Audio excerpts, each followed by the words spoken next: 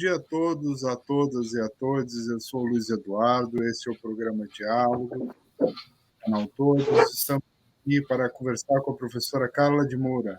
Bom dia, professora, tudo bem? Bom dia, gente. Bom dia, Luiz, Cléo, público que está assistindo. Bom dia, professora. Muito obrigada pelo convite para estar aqui, para essa conversa tão importante, né?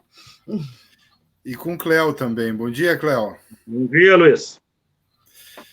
Professora Carla de Moura, Cléo, dois professores de história, né? Importante cadeira da vida da gente, da vida escolar, do desenvolvimento, da construção do cidadão. Professora Carla, a senhora teve que tomar uma atitude extrema, né, diante do fato de não ter conseguido uma licença que a gente entende por direito, né, e no seu vídeo que viralizou, ainda bem, tem mais de 40 mil acessos, mostra que a população também entende disso, né, entende que a senhora tem razão, ainda bem, né, que é um direito dos professores, sem onerar em nada o Estado, né, manter a sua condição de se capacitar, de se qualificar, né, dando sua contribuição, né, para um ensino cada vez melhor. Por favor, nos conte a sua história. Bom, eu ingressei no doutorado no programa de pós-graduação em História no início desse ano, né? Fui aprovada em primeiro lugar, com uma pesquisa no meu campo, né, de atuação, uma pesquisa no campo do ensino de História.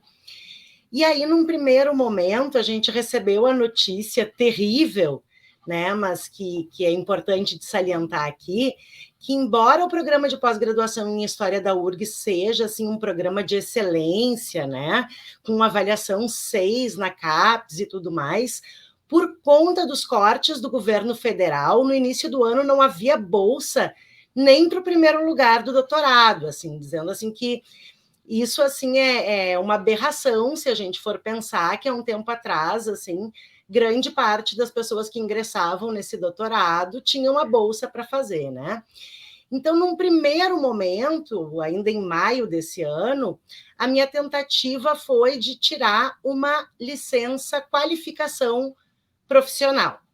Né? Essa licença, ela é uma licença que o Estado segue pagando o nosso salário, mas a gente assume um compromisso de, quando terminar o período de licença, permanecer no Estado pelo mesmo período que a gente ficou afastado.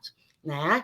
Então, para além desse compromisso de permanecer no Estado, eu também propus como contrapartida, né, no final do doutorado, ministrar um curso de formação continuada para professores de História da rede estadual de ensino, para que eu pudesse, então, compartilhar com os professores da rede todo esse conhecimento, né, que vai ser, então, produzido ao longo do doutorado.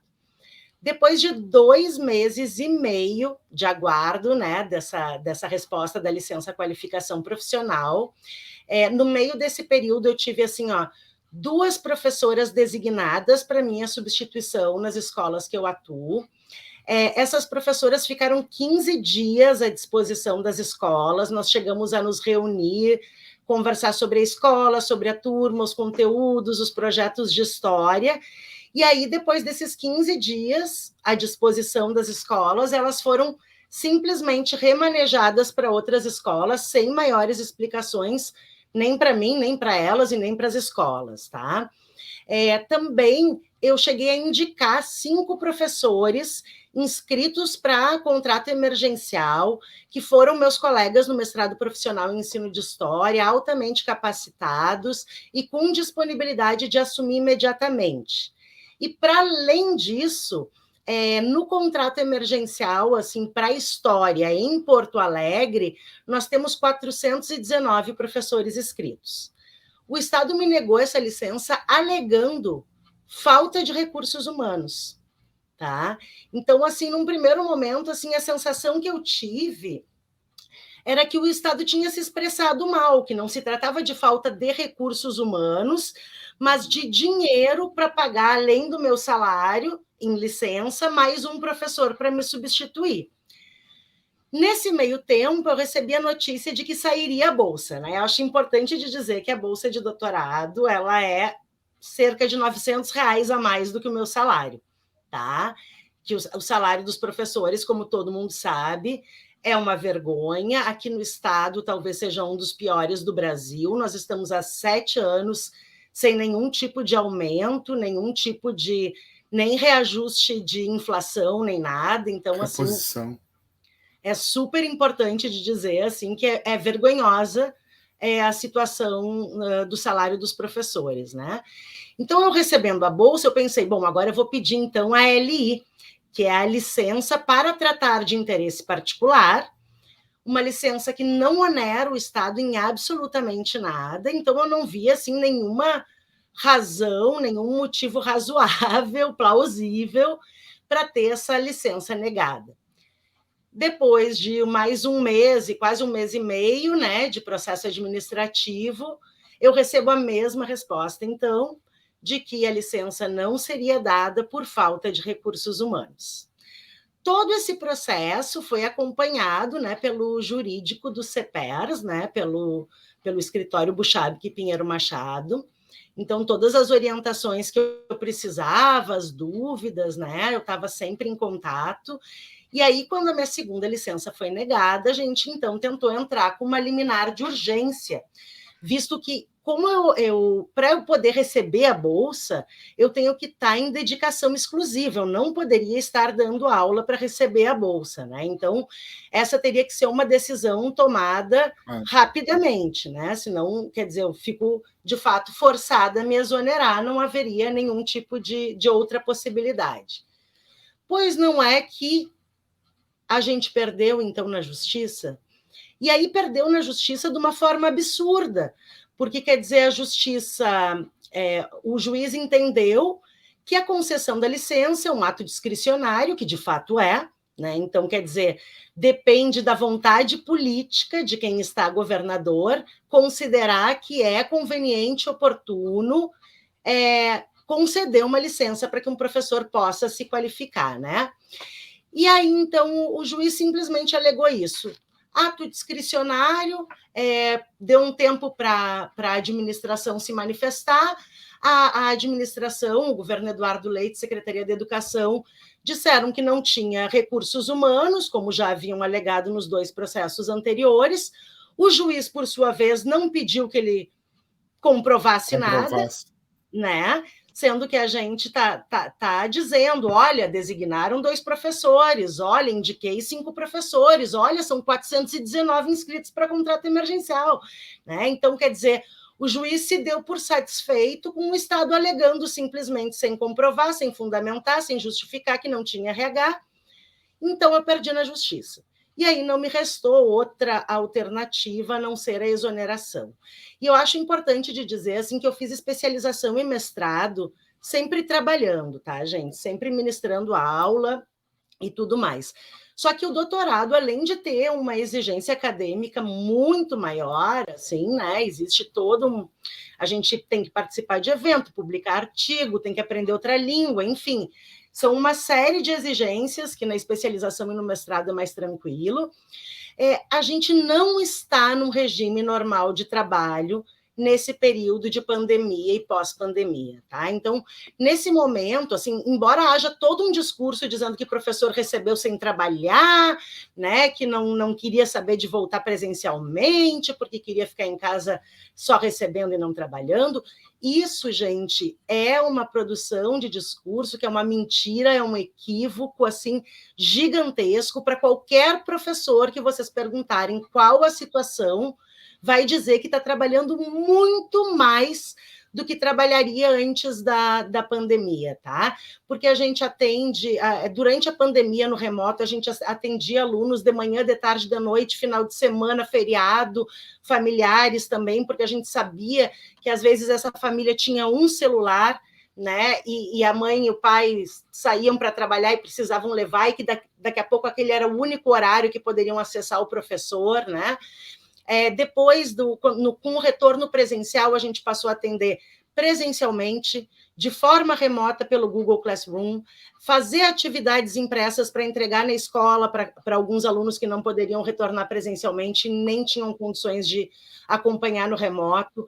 Aí a gente volta para a sala de aula, a gente tem alunos que estão em diferentes pontos, porque alguns acompanharam todo o período de aula remoto, outros ficaram, de fato, evadidos. Toda a responsabilidade de busca ativa ficou na mão do professor, não houve nenhum tipo de política assim que pudesse enlaçar aí os conselhos tutelares, a assistência, a saúde, né, para dar conta de trazer esse aluno, de manter esse aluno na escola. Toda a responsabilidade ficou a cargo do professor, assim, era 24 horas por dia, toda uma equipe de uma escola fazendo busca ativa, né?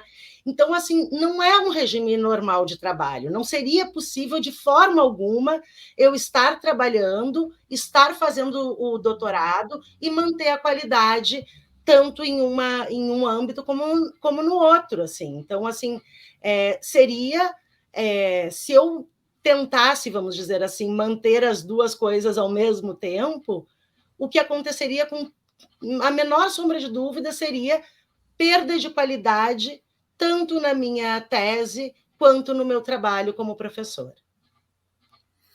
Me parece que essa preocupação da qualidade esse governo não tem, né? Porque desde o início do ano passado, da pandemia, a gente cobrou aqui no canal os espaços que a gente... até ontem eu comentava isso numa reunião. Sempre que a gente trata o tema da educação, são as melhores audiências do canal, para ver como a população está interessada nesse tema, como as pessoas se interessam por esse tema, né? E o governo do estado, em nenhum momento, ele criou um currículo para a pandemia. Em nenhum momento ele fez um plano para a pandemia. Não houve uma orientação para os professores, para as direções das escolas, que dissesse, olha, não vai ter 200 dias de aula presencial, então vai ter 50. E vai ter tantas horas de remoto, e as provas vão ser dessa forma, e vai ter... Porque é um período, como a professora acabou de dizer, é um período extraordinário, é um período de sobrevivência, é um período que os professores estão fazendo muito mais do que aquilo que eles são contratados. Né? Os professores, como bem trouxe a professora, além da busca ativa, que até hoje o Estado não assumiu de fazer, né? E não se responsabiliza pela evasão, nem sabe qual é a evasão, né? Fez um processo seletivo no início do ano para contratar emergencial, e as CRE não sabiam em agosto qual é a falta de professor das escolas. Mas por que me faz um processo em janeiro, se em agosto, 8, 9 meses depois, eles não sabem ainda qual é a demanda? E vem dizer que não tem? Claro que tem. Claro que tem mão de obra disponível, né? E além deles não fazer um plano para a época de pandemia pior, né? Para a volta também não fizeram. Não houve um treinamento de equipe escolar no estado do Rio Grande do Sul, dizendo como é que vamos receber os alunos, como é que vamos trabalhar os alunos, como é que vamos orientar. Eu não estou falando nem da parte pedagógica, porque deu tempo suficiente para pensar na parte pedagógica também. Mais de 1 ano e meio. Eu estou falando da parte estrutural, física. As escolas viraram em mato na época do período da pandemia. E os professores se viraram. Quem resolveu a educação no estado do Rio Grande do Sul foram os professores e os funcionários das escolas. Essa que é a verdade. Se teve educação no período e teve, foi nas costas do professor, que está há 7 anos sem reposição, não é aumento, é reposição salarial. Né? E vira e mexe está com salário atrasado. Né? Então não vem com discurso de qualificação se quando uma professora, pelo seu próprio esforço, né, e pela sua qualidade do seu trabalho, conquista o primeiro lugar numa universidade como a URGS, né, que é um orgulho dos gaúchos, e ela não tem a oportunidade que é direito dela, do concurso que ela fez. É discricionário, mas é um direito dela. Não era para ser discricionário, mas ainda é um direito dela. Né? E sem onerar o Estado, a sua última tentativa, que qualificação é essa? E detalhe que a senhora trouxe muito bem, fez a especialização e o mestrado por conta sua, com seu tempo, com seu recurso, se desdobrando nesse estado que não lhe permitiu fazer o doutorado, né? Então, essa é a situação do estado do Rio Grande do Sul na educação. Cléo, por favor. Bom, Luiz, eu acho que tu foi até generoso dizer que as escolas do estado viraram mato na pandemia. Acho que muito antes já começou. Eu fiz meu último estágio na Escola Paulo da Gama, que é um dos orgulhos também do ensino público gaúcho. Vários professores passaram por ali, que hoje estão em direções até de escolas particulares. E o que eu encontrei? Eu me apavorei com a situação do Paulo da Gama, para quem já conheceu o Paulo da Gama. E essa situação, lógico, repercutia na sala de aula, com alunos desanimados, as alunas que a senhora via que tinham um poder de liderança muito grande, que conseguiam fazer os outros prestar atenção em aula, buscavam desmotivados com a situação. Então, eu acho que o governo Leite e o governo Sartori, na minha opinião, parece que não terminou o governo Sartori. O Leite se elegeu, fez a mesmíssima coisa que o Marquesão fez em Porto Alegre. O PMDB, me perdoe a palavra, mas é a prostituta da política, com todo respeito às prostitutas, o PMDB pegou, como foi em Porto Alegre, e foi para o governo de quem o derrotou. E contribui para fazer governos horrorosos no Estado e em Porto Alegre. Então, o que acontece? Então, é isso que a gente vê. Olha a situação do Instituto Flores da Cunha. Quanto tempo o Estado paga aluguel para os maristas para manter os alunos do Instituto com aquele baita prédio? Agora o governador vem me dizer que vai transformar em museu. Nós, como historiadores, claro que nós queremos museus, mas, em primeiro lugar, escolas. O museu tem que ser um complemento. O governador me vem com esse discurso. Será que esse discurso ele apresentou domingo no debate, naquele debate? Não dá para dizer que aquilo é um debate, que aquilo é uma troca de ideia de quadrilha entre ele, o Dória e o Virgílio, mas no debate dos candidatos do PSDB à presidência. De certo, o Dória vai apresentar também como é que ele manda bater em professor em São Paulo, como é que é a prática dele também. Então, o que eu quero lhe perguntar, eu me formei recentemente, estou estudando para concurso e estou priorizando os concursos de prefeituras. Diante dessa situação que aconteceu com a senhora, o que vem acontecendo com os parcelamentos, com esse salário horroroso, não sei se a senhora concorda comigo, quero ver a sua opinião, se a senhora pensa também que pode diminuir até o interesse nos concursos do magistério gaúcho, o que é uma pena. Eu queria saber o que a senhora pensa disso. Eu não tenho a menor dúvida, assim, né? Eu acho, assim, que a gente estava falando agora dos governos, né? O governador Sartori foi horrível para a educação, mas ele dizia claramente que o piso vai buscar no tumeleiro. A gente sabia exatamente com o que estava lidando, né? Péssimo, horroroso, sem sombra de dúvida. O governo Leite, ele é assustador porque ele é dissimulado, cheio de sorrisos, tenho projetos, vamos investir não sei quanto. A gente vê, por exemplo, agora, né? No mesmo dia que eu fiz o meu vídeo, que eu publiquei o vídeo da minha exoneração pública, né? A secretária de Educação, a Raquel Teixeira, ela estava divulgando, então, um programa em que professores de português e matemática vão ser contratados, então, para aumentar a carga horária dessas disciplinas. Afinal de contas, a escola pública forma para trabalhar em balcão, né, em supermercado, então português e matemática está de bom tamanho, né, para recuperar a defasagem da pandemia. E aí, então, vai haver um curso de formação organizado pela Secretaria de Educação, e os professores dessas áreas do conhecimento vão receber bolsas de R$200 ou R$300, tá? Então, a gente se pergunta primeiro o que se faz com R$200 e R$300 com a inflação galopante que a gente tem vivido. E segundo, que cursos de formação são esses? Porque eu entendo que, por exemplo, o curso de letramento digital que a gente fez durante a pandemia, né? Então, é importante, a gente tinha que se apropriar de determinadas ferramentas, tinha o Google Classroom para a gente, né, conseguir ministrar as nossas aulas à distância, no ensino remoto, mas veja bem, chega lá a professora e diz, olha como é legal a tecnologia, tem este aplicativo, tem aquele outro aplicativo, tem tal recurso tecnológico. Gente, os nossos alunos não têm sequer celular. Se tiver um celular para a família inteira, que tem mais de uma criança estudando, e tiver espaço para baixar um aplicativo, seria o aplicativo da Caixa para receber o auxílio emergencial, gente. Sabe? Então, é uma falta de pé no chão, de entender a realidade da escola, de ouvir os professores, que são os profissionais que estão lá na base, que conhecem as suas comunidades escolares, um autoritarismo para propor esses cursos, né? Agora, esse curso de formação para português e matemática, a mesma coisa. Quer dizer, não se escuta os professores.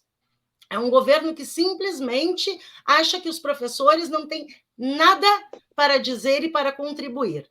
E isso é exatamente o oposto do que a gente faz na universidade quando pesquisa. Porque o que a gente faz quando a gente pesquisa no campo da educação, né? E no meu campo específico do ensino de história? Nós levamos as questões da escola, do chão da escola, os problemas dos alunos, das comunidades escolares para dentro da universidade. E aí nós vamos nos debruçar sobre esses problemas, né? Vamos teorizar, vamos pensar alternativas, reorientar a nossa prática, justamente a partir da situação que a gente vivencia na escola. Eu não tenho a menor dúvida que sim, né, está havendo um desinteresse absurdo pela carreira docente, porque é muito para além da desvalorização profissional em termos financeiros. Eu acho que quando o governo Leite negou uma licença que não onera o Estado, no meu entendimento, não há justificativa plausível, razoável e racional para isso, então só me resta entender o quê? Que é um governo que tem uma política de humilhação dos professores e que tem uma política de degradação da carreira docente. Então, ela é para além da desvalorização em termos financeiros, é uma forma de manter o professor submetido, humilhado, entristecido, adoentado. E é difícil de achar que isso não tem uma intencionalidade política, né? Uma intencionalidade do que se quer para a educação pública no nosso Estado. Tá? Então, assim, para além do ganhar mal, eu acho que desestimula a carreira docente toda essa política, né, de tratar o professor como lixo, né? Porque é isso, não escuta, não valoriza, tira direitos, né?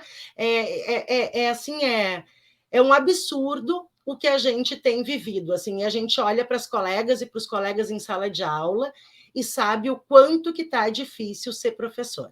Tá? Darcy Ribeiro já dizia, a crise da educação não é crise, é projeto.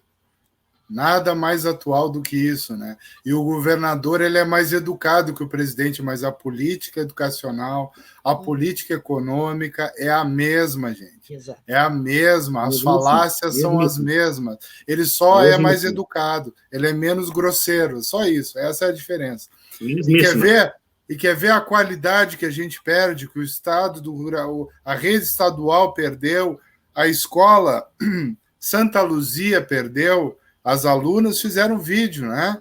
Olha só, professora, me fala do prêmio que a senhora conduziu uma equipe, né, uma turma, e venceu um prêmio nacional, não é isso? Dea Fenelon, nos fale, por favor, desse orgulho, né, e que o Estado do Rio Grande do Sul perdeu porque lhe obrigaram a se exonerar. Então, o Prêmio Dea Fenelon, ele é uma iniciativa da Associação Nacional de História, né, da ANPU, e que, assim, o objetivo do prêmio é justamente o reconhecimento e a valorização, né, do trabalho das professoras e dos professores que trabalham nas redes públicas do nosso país. É um prêmio nacional, houveram projetos de ensino de história de todo o país inscritos, uma bela de uma comissão formada tanto por professores universitários quanto por professores de redes públicas, né, do chão da escola pública, para avaliar esses projetos. E o nosso projeto lá na Escola Santa Luzia, né, é um projeto que foi desenvolvido ao longo da minha dissertação de mestrado. Eu fiz um mestrado profissional em ensino de história, também na Universidade Federal do Rio Grande do Sul, e se chama As Marias da Conceição, por um ensino de história situado decolonial e interseccional, né? Então, assim, é um projeto, a gente, desde 2012, né, trabalha com um projeto de educação patrimonial, em parceria tanto com o Arquivo Público do Estado do Rio Grande do Sul, quanto com a disciplina de estágio em educação patrimonial do curso de História da URGS, né? Esse projeto ele tem um entendimento de patrimônio que diz do sentido que determinada comunidade, que determinado grupo atribui, né? O sentido de patrimônio para os bens culturais. Então, no nosso caso, né, a Escola Santa Luzia ela atende a comunidade da Vila Maria da Conceição, aqui em Porto Alegre. Então, nós trabalhamos, né, a gente fez o tombamento simbólico dos bens culturais que as alunas e os alunos escolheram como patrimônio da comunidade, né? Então, a Grutinha da Maria Degolada, né?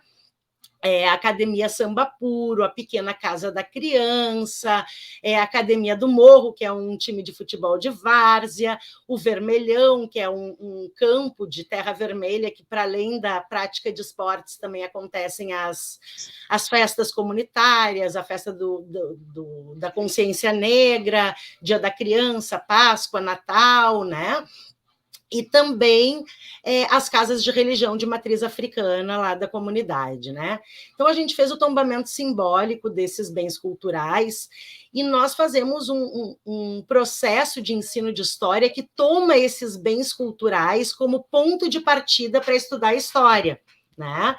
Então, assim, por exemplo, se a gente pega o caso da Maria Degolada, que o APERSA, ele reuniu a documentação, né, hoje a gente poderia chamar de feminicídio, mas desse assassinato dessa moça que aconteceu em 1899, no antigo Morro do Hospício, no Arraial do Partenon, né?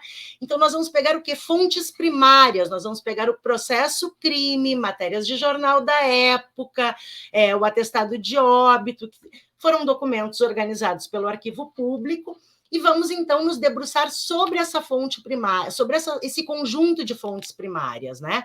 E fazendo uma análise interseccional desses documentos, né? Então, perguntando, assim, quais são os marcadores sociais dos sujeitos que falam na documentação. Então, para vocês terem uma ideia de como que isso funciona, no processo crime da Maria Francelina Trenes, né, que ficou conhecida como a Maria Degolada, as testemunhas dizem que no Morro do Hospício, onde aconteceu o crime, haviam soldados da Brigada Militar e suas amásias. Mas só foram testemunhas do crime os soldados. As mulheres presentes no local não foram testemunhas. Então, se perguntando sobre os marcadores, né, dos sujeitos que falam na documentação, a gente começa a se dar conta de alguns silenciamentos, de algumas produções de discurso, né? Porque daí a gente vai ver o quê? Que esses soldados, que eram colegas e amigos do Bruno Bicudo, né, que seria o assassino, eles tentam, de certa forma, passar pano para o seu colega, né? Então, eles vão dizer, não, mas foi ela que agrediu ele primeiro, não, mas ela manchou a honra dele, então tentam justificar o crime, né? E aí a gente fez um documentário que eu acho super bacana de divulgar aqui também, de convidar o público para assistir, está disponível no YouTube, né? Que se chama As Marias da Conceição por um Ensino de História Situado, que conta justamente do nosso processo, né, de chegar nas fontes primárias, investigar e interrogar essas fontes, e aí, a partir de valores civilizatórios afro-brasileiros, porque, afinal de contas, a Vila Maria da Conceição é uma comunidade negra, né? Se constituem uma série de narrativas históricas situadas através de música, poesia, teatro, explicação de documentos, desenhos, artes plásticas, né? Em que os alunos vão, então, explicar a documentação, né? E o documentário também tem entrevistas de história oral, né, que fizemos na comunidade com pessoas mais velhas, né, contando, então, de como era a comunidade lá em 1940, quando começou a se formar a partir de processos de despejo de outras comunidades, como a Doca das Frutas, ou a própria Vila Santa Luzia, que dá nome à escola, né? Então, a gente pega todo esse processo também de remoção das comunidades pobres, das comunidades negras, cada vez mais para longe do centro da cidade, né? Então, essa reconfiguração dos territórios negros da cidade de Porto Alegre, né? A partir dos processos de remoção das comunidades, né? Então, assim, é um trabalho lindo que a gente deixa como legado aí para o ensino de história produzido no estado do Rio Grande do Sul. A partir desse trabalho, as minhas ex-alunas formaram um coletivo, que é o Coletivo Candaces. Esse coletivo segue, então, investigando e pesquisando a história do patrimônio da Vila Maria da Conceição e também divulgando a partir de conferências, oficinas, do próprio documentário, exposição fotográfica, fanzine, de uma série de produções, né, que circulam tanto na universidade como nas escolas, e então, assim, é um trabalho que deixa esse legado, né? Essa possibilidade de continuar a partir da agência das alunas que se envolveram com esse processo. E também eu acho que é muito importante de dizer que, como esse projeto ele foi desenvolvido no âmbito do mestrado profissional em ensino de história, e as minhas alunas e os meus alunos foram comigo na minha defesa, né? Participaram de todo o processo, e eu solicitei à URGS que eles recebessem certificados, né? Como participantes de uma pesquisa de mestrado e coautores do documentário, né? Muitos desses alunos e alunas, eles não vislumbravam de forma nenhuma chegar na universidade, né? O que eles tinham como desejo era, no máximo, concluir o ensino médio e conseguir se inserir no mercado de trabalho. E o que a gente vê, assim, depois do envolvimento deles e delas, assim, no projeto, é justamente essa vontade de ir para a universidade. Foi a primeira vez que a maioria deles pisou na URGS, assim, né? A partir dali, participaram de várias outras atividades dentro da universidade, e a gente vê essa produção de desejo de chegar no ensino superior, né, de poder escolher uma profissão. Eu tenho uma aluna maravilhosa que diz: eu quero ser professora de História da África e História Afro-Brasileira. Então, fica essa vontade de chegar na universidade também, eu acho que é uma coisa super importante que a gente conquistou ao longo do processo. Então, e eu vejo dois aspectos, né? Além de um prêmio nacional num país do tamanho do Brasil, né? Vir para uma escola pequena, periférica, né? É um ato de resistência, né? Estamos aqui, nós fizemos coisa de qualidade aqui, né? Uhum. Esse é o primeiro aspecto, né? Me parece que não houve nenhum reconhecimento do Estado, do governo do Estado, né, de um prêmio que nasce numa escola da rede estadual. Era para ser, né, tanta honraria que eles dão para quem não merece, né? Isso que era para receber prêmio na Assembleia Legislativa, mérito, né? Não esses vem político do governo federal aí, recebe medalha, não fez nada, né? Mas recebe medalha, honraria, e quando não é bandido, né? E quem deveria receber não recebe. Mas, para além disso, tem dois aspectos que me chamam a atenção nesse seu relato. Primeiro, a conexão que a professora Carla faz do seu mestrado com aquilo que ela chama de chão da escola, né? Ela falou, o prêmio nasce da produção do mestrado que ela faz, em paralelo à aula que ela dá, né? E a participação dos alunos. Então, quer dizer, ela, quando aprova no doutorado pelos seus méritos, ela ia repetir e fazer mais ainda do que ela fez no mestrado com os seus alunos, se ela não fosse obrigada pelo governo do Estado a se exonerar, né? Então, primeiro aspecto é isso. Segundo aspecto, e a gente sempre fala aqui, professora Carla, e eu quero lhe convidar a fazer parte do canal Todos, lhe dizer que o canal não tem tranca, a hora que quiser a senhora venha como doutora, venha como professora, né? Porque para nós a senhora sempre vai ser professora, independente de estar exonerado ou não.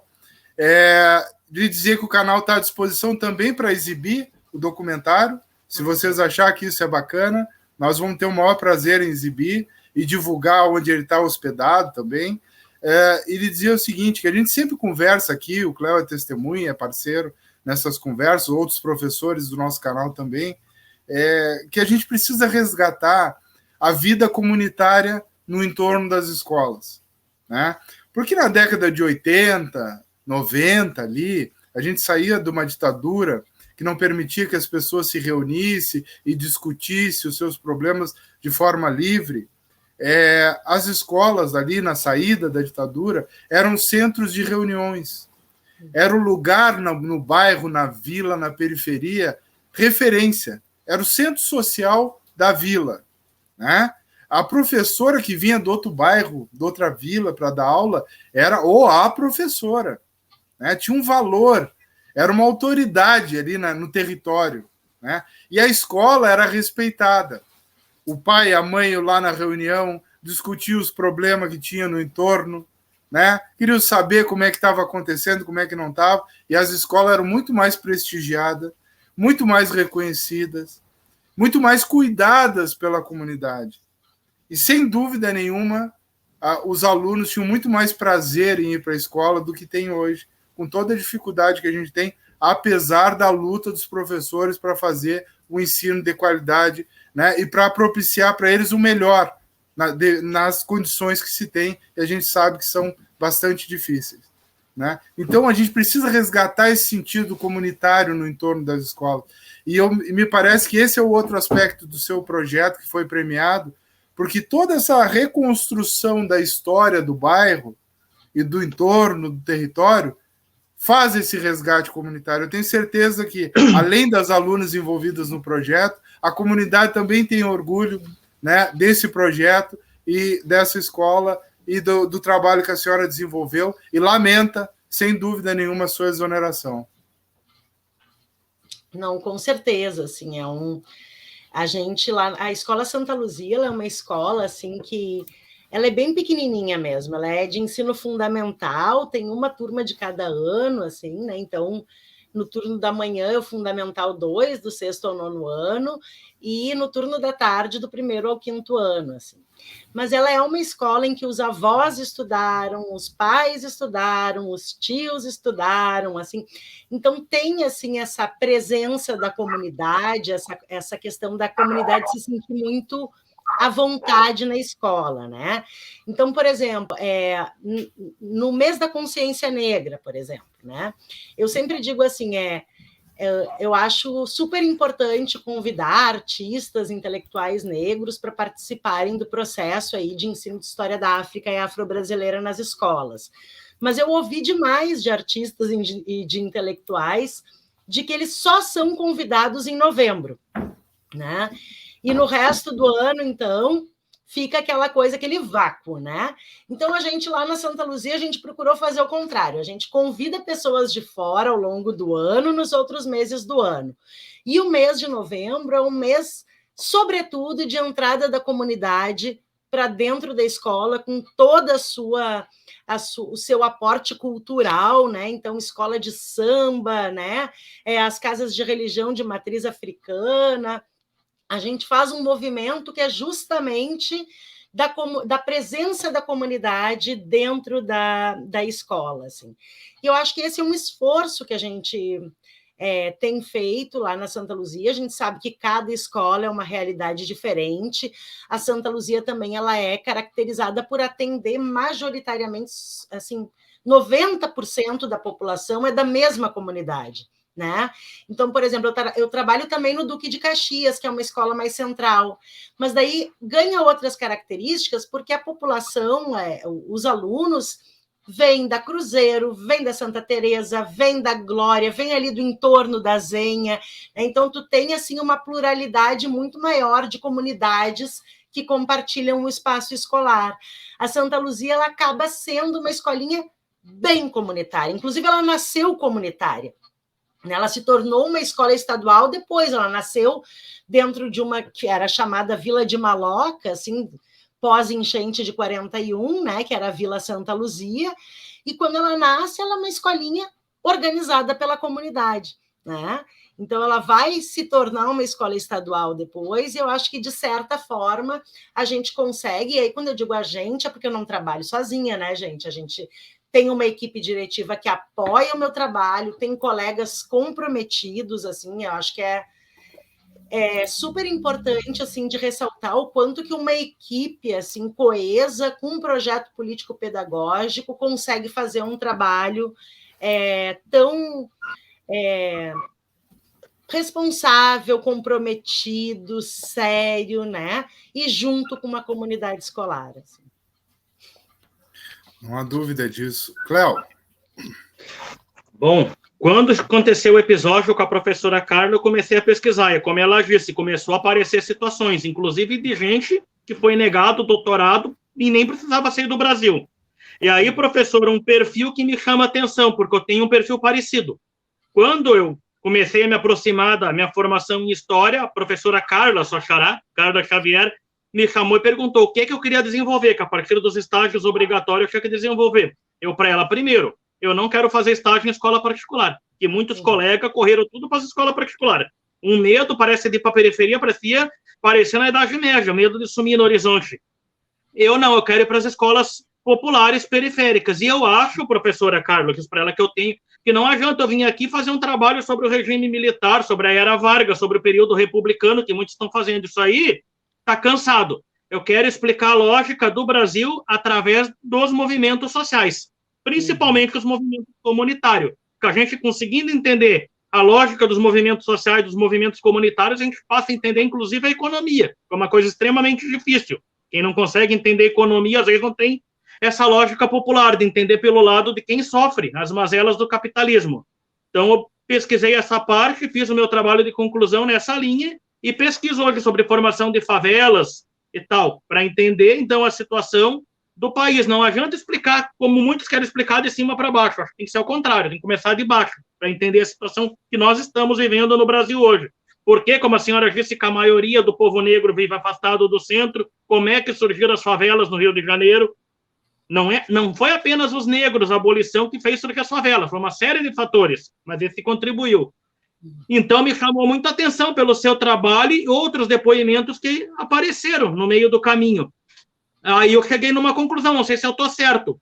Eu acho que o nosso tipo de história, o tipo de como ser professor que a gente apresenta, eu acho que mexe com interesses. Eles não gostam. Eles querem manter uma história que fale a beleza, como foi, a princesa Isabel, ela era tão queridinha, ela decretou a Lei Áurea, como ela era boazinha. Felizmente, a Rede Globo não falou na princesa Isabel, mas falou também, deu reconhecimento ao povo negro, a luta do povo negro, que se não fosse a luta, não teria. Mas é fácil colocar a princesa Isabel, ela tão queridinha que era, ela deu. Então, eu acho, não sei se a senhora concorda, que esse tipo de história que a gente faz, e até de outros professores de outras áreas, fere com interesses. E a própria questão do governo do Estado. Eu acho que a secretária Raquel já é a segunda, terceira secretária de Educação no mesmo governo. Isso aí acaba perdendo também um pouco da política pedagógica. Cada um vem e quer implementar a sua. Não sei o que a senhora pensa sobre isso. Olha só, eu acho super importante de colocar duas questões assim. A primeira é que assim a gente trabalha com o local, com o comunitário, como ponto de partida, como forma de fazer com que os estudantes, as estudantes tenham consigam ver sentido no conhecimento histórico, mas sempre estabelecendo essa relação entre o local e o global. Né? Então, por exemplo, eu citei aqui a questão da Maria Degolada, né? Foi um crime que aconteceu em 1899 na cidade de Porto Alegre. O que dá para a gente estudar a partir disso? A Revolução Federalista, por exemplo, e a prática da degola no Rio Grande do Sul. A Maria Francelina Trenes, ela era uma imigrante alemã, então a gente pode estudar imigração. A gente pode estudar a abolição, né? O que estava acontecendo na cidade de Porto Alegre, né? Esses próprios processos, né? De afastamento e de constituição dos bairros periféricos a partir de processos de higienização e modernização das cidades. Então, a gente vai fazendo essas conexões, né? E a outra questão que aí eu acho que pega bem o que tu falou de ferir com interesses, né? É assim, ó, trabalhar o ensino de história a partir do compartilhamento de métodos, técnicas e procedimentos que são próprios da construção do conhecimento histórico. Então, partir da fonte primária, interrogar com rigor aquela fonte, fazer análises, construir narrativas, confrontar narrativas, né? Confrontar fontes.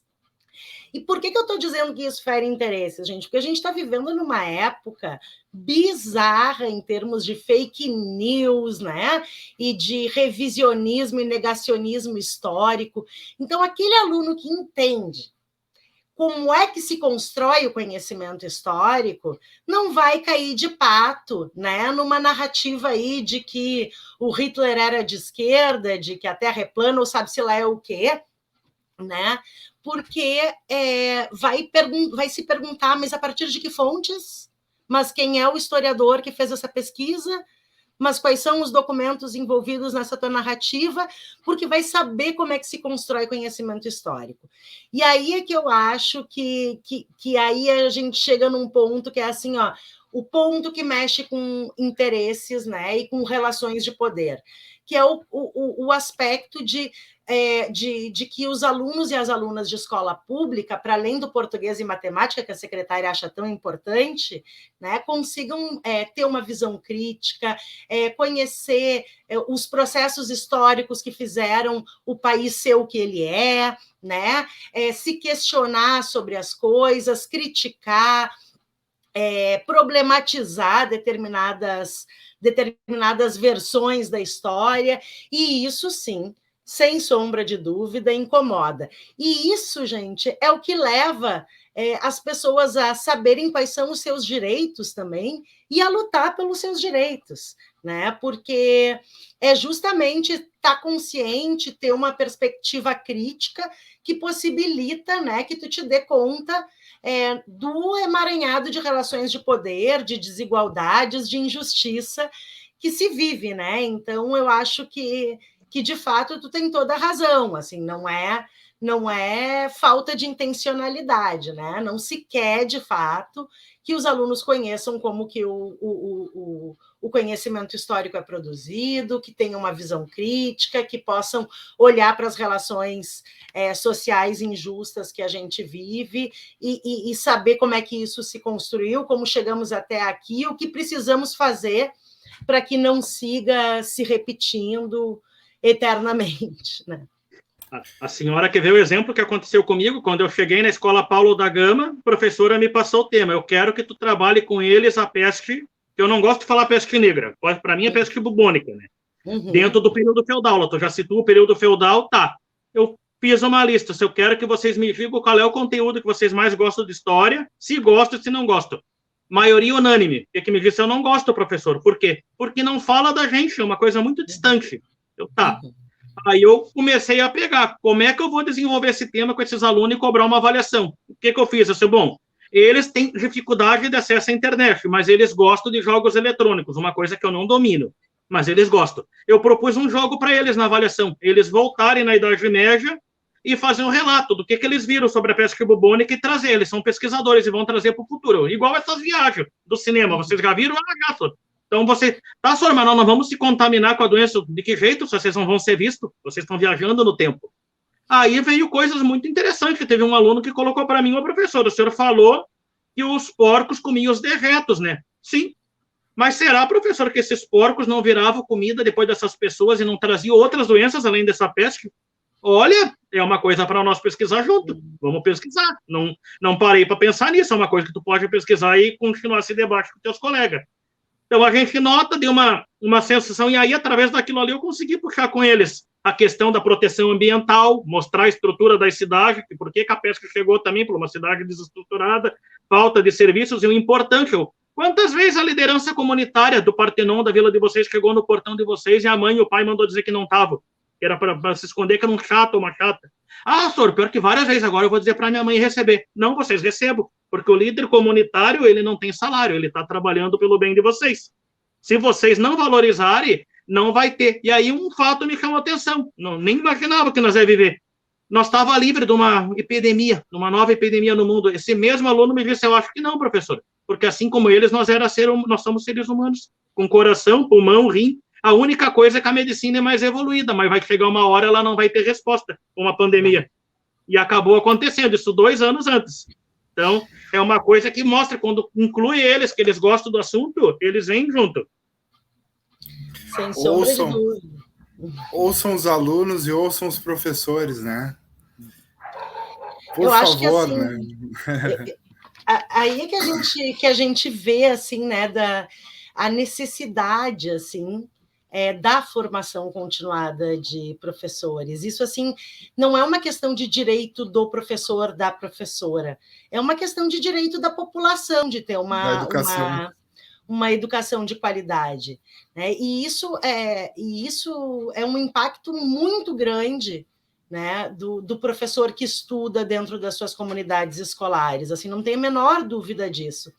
Então, nesse momento, assim, o que a gente tem discutido, porque aí, professores, o que eu tenho para dizer é o seguinte, com a repercussão toda que teve, né, a minha denúncia, e também, eu digo sempre, não é só uma denúncia, é um convite para o debate público, vamos discutir essa questão, porque ela é muito importante, ela impacta na educação de uma maneira muito radical. Então, assim, uma das questões que apareceu foi justamente isso que o Cléo trazia, né? De que não é um caso isolado, de que existem muitos casos de professores que tiveram suas licenças negadas, que tiveram que se exonerar, né? Que não puderam continuar dando aula para poder estudar, ou que fizeram, assim, a duras penas, tudo junto, porque, enfim, a gente, às vezes, né, vira, assim, São Jorge contra o dragão, assim, para conseguir dar conta, assim, né? Mas a gente tem recebido muitos relatos, para além, assim, da solidariedade, da empatia, né? Que eu, inclusive, quero agradecer, assim, porque muitas manifestações de solidariedade, assim, a tudo isso que eu acabei vivendo e que não foi uma questão exclusiva minha, não, né? Mas eu acho, assim, que daí a gente começou a pensar também no que poderia fazer com isso, assim, porque é importante a denúncia, né? Mas é importante também que não termine num fogo de internet aí, 40 mil visualizações do vídeo, todo mundo se solidariza, porque a gente sabe que 15, 20 dias, com o ritmo da comunicação do jeito que está, isso já não vai estar mais em pauta, né? Acabou. Uhum. Então, assim, começamos a fazer uma série de movimentos super interessantes, assim. Eu participei de uma discussão no GT Mundos do Trabalho, da AMPU, aqui do Rio Grande do Sul. Foi uma discussão muito interessante sobre precarização do trabalho docente.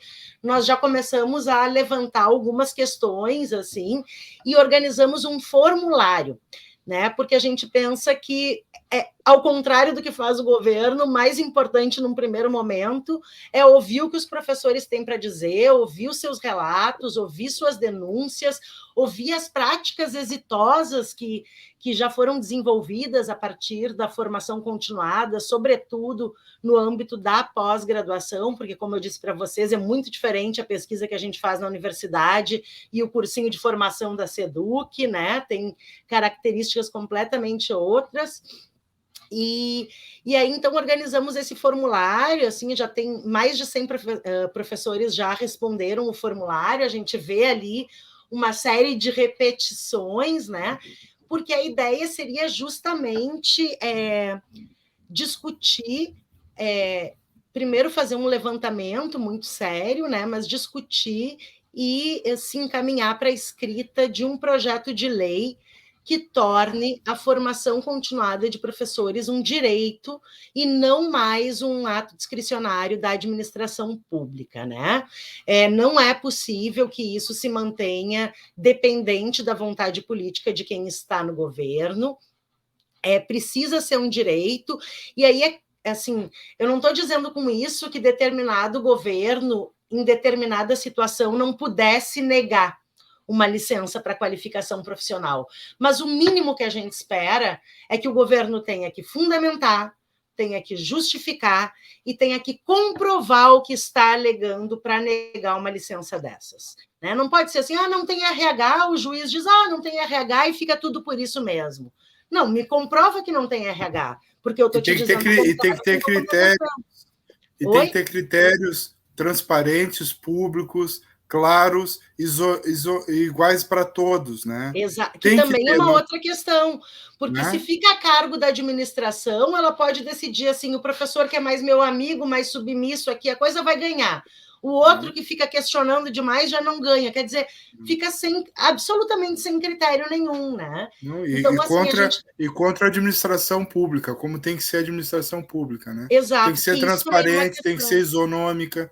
É isso aí. Quem é que está defendendo o direito? Porque daí tem uma coisa que é assim, né, gente? É separar o que é de Estado do que é de governo, né?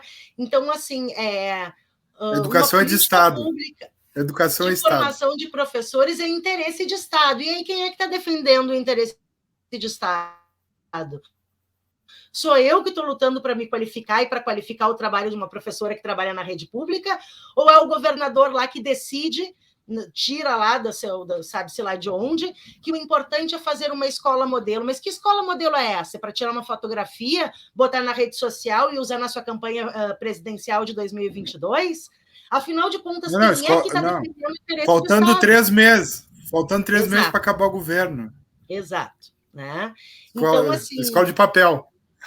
Escapa totalmente assim do que é plausível. E aí as minhas alunas fizeram esse vídeo, assim, elas não são mais minhas alunas, tá, gente? Elas são todas maiores de idade, minhas ex-alunas, entraram em contato comigo, né, manifestando solidariedade. Sora, a gente quer... Porque a gente, depois que é uma vez professora, é professora para o resto da vida, né? Sora, a gente quer fazer alguma coisa para, né?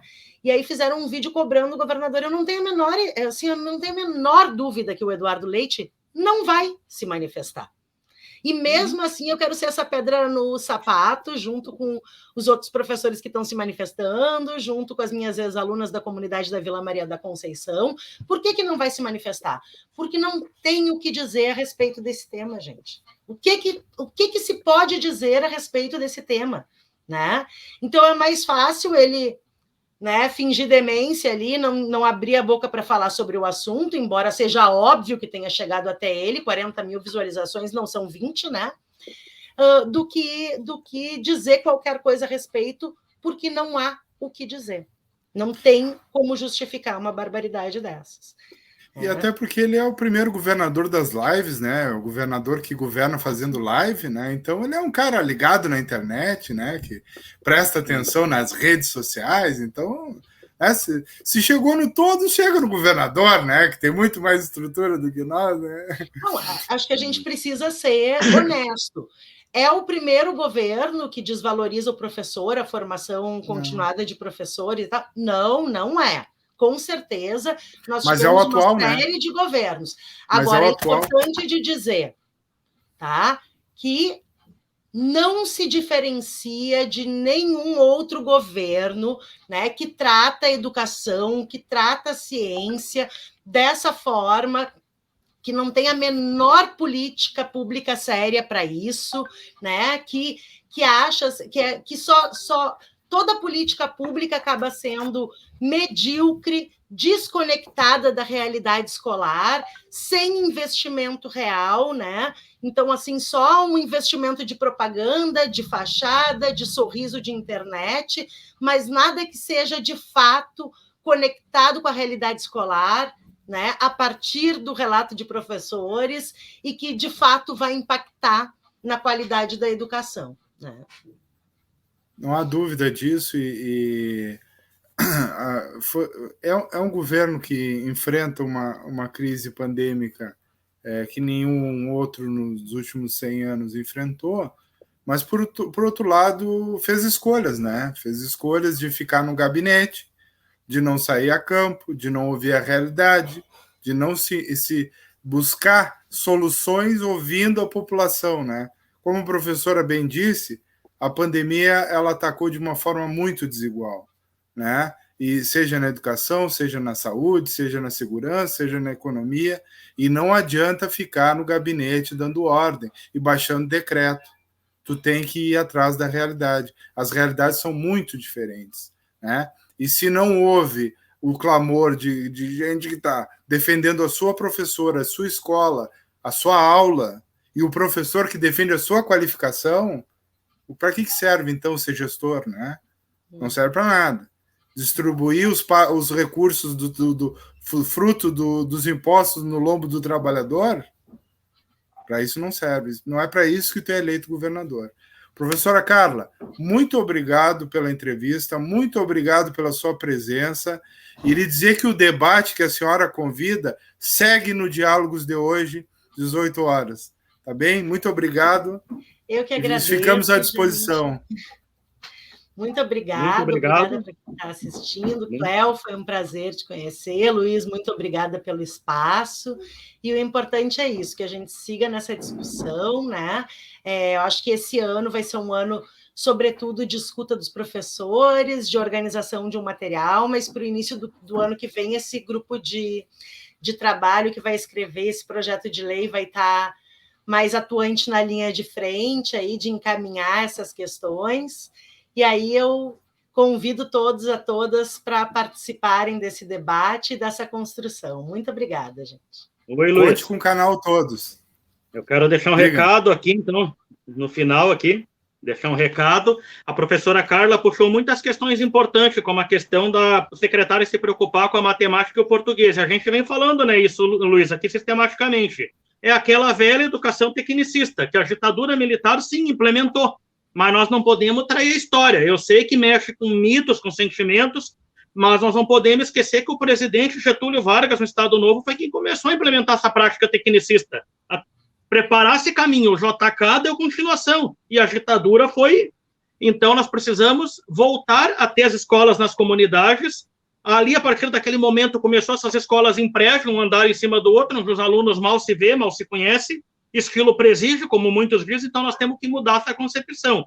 A educação tem que ser mais Estado. Sexta-feira teve conosco, né, Luiz, aqui a professora Cecília. A escola Vilas Lobos, da Vila Mapa, era uma escola de tempo integral. Simplesmente foi desmantelada, virou uma escola normal, e o contraturno entregue na mão de ONGs, de religiões, de empresas. Tem que mudar essa lógica, e o Estado tem que voltar a assumir sua posição. E aí dois recados. Antes de nós preocupar em ver quem é que vai ser o nosso vice para presidente ou para governador, para fazer conchavinho, eu faço um desafio para os candidatos ao governo e à presidência da República. Nos apresente o ministro da Educação ou secretário primeiro, para nós avaliar. É mais importante do que saber o vice. Não adianta fazer costura. Não é porque o camarada vai mudar de camisa ou mudar de partido que ele vai mudar de ideia. Um Alckmin, por exemplo, ele não muda de ideia. Não é, ele pode até mudar de partido, mas as ideias vai com ele. É a mesma linha do Dória, do Leite. E para os sindicatos, em geral, assim, vamos deixar de lado um pouquinho a burocracia sindical e fazer como a professora Carla fez, pôr pé na comunidade, trabalhar com a comunidade. É importante a pauta dos sindicatos, mas não dá para desassociar mais. Nós chegamos a um momento que não dá para desassociar o interesse da categoria 1, ou da comunidade é outro, vocês briguem lá pelo de vocês, nós temos que brigar pela categoria. Não pode. A gente tem que mudar essa concepção. E fica o recado, os candidatos a governador que estão se apresentando e a presidente, que nos apresente primeiro o ministro da Educação, secretário. Depois a gente conversa sobre o vice. O vice, para mim, não é o mais importante nesse momento. Então, é isso aí. Muito obrigado, professora. Conheça a sua história, a sua verdadeira história para evoluir, senão nós não vamos evoluir. Né? Se nós não conhecer a nossa história, nós não vamos evoluir. E eu, como do campo da filosofia, que sempre achou que os mais qualificados tinham que ser os gestores, né? Eu acho que tem que apresentar o time inteiro, Cléo. Não só o ministro da Educação. Eu quero o time inteiro antes de vir para a campanha. Valeu, gente. Muito obrigado. Obrigada, gente.